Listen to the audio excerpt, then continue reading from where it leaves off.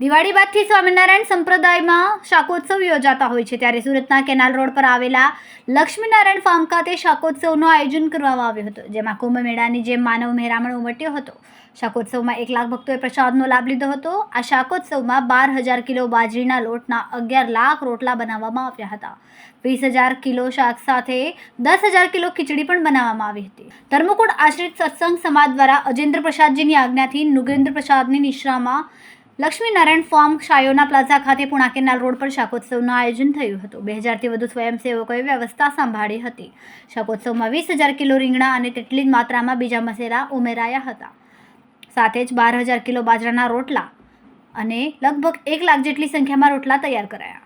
સાથે 10,000 કિલો ખીચડી, 3,000 કિલો ટમેટા, 500 કિલો કોબી, 200 કિલો વટાણા, 200 કિલો ફ્લાવર અને 100 કિલો ગાજર લાવવામાં આવ્યા હતા। શાક, રોટલા, ખીચડી વગેરે બનાવવા માટે 10 જેટલા ચૂલા તૈયાર કરાયા હતા અને જેમાં 1,000 મણ લાકડાનો ઉપયોગ થયો હતો।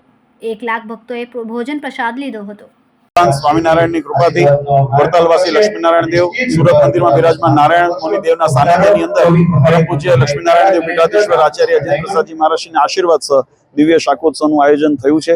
આ પ્રસંગે જે ભક્તોએ તનમન ધનથી સેવા કરી છે અને હજારોની લાખોની સંખ્યામાં અહીંયા ઉપસ્થિત રહી અને આ પ્રસંગમાં હાજરી આપી છે, એ બધા ભક્તો માટે અને આના જે દર્શન કરે છે પોતાના સોશિયલ મીડિયાના માધ્યમથી બધા ભક્તો માટે ભગવાનને પ્રાર્થના કરીએ કે મહારાજ સર્વનું મંગળ કરે અને સર્વને સુખ્યા કરે। સૌને અમારા હેતુ જય સ્વામિનારાયણ। મહારાજ શ્રી બંને 200 વર્ષ પૂર્વે ભગવાન સ્વામિનારાયણે લોયાની અંદર શાકોત્સવ ઉજવેલો, એના અનુલક્ષની અંદર આજે સુરતની અંદર પૂજ્ય નુગેન્દ્ર પ્રસાદજી મહારાજની પાવન ઉપસ્થિતિમાં આ શાકોત્સવનું આયોજન કરવામાં આવ્યું છે।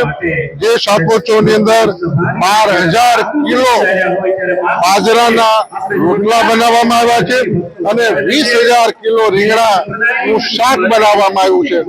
750 કિલો ઘીની અંદર આ રીંગણાના શાકને વઘારવામાં આવ્યું છે।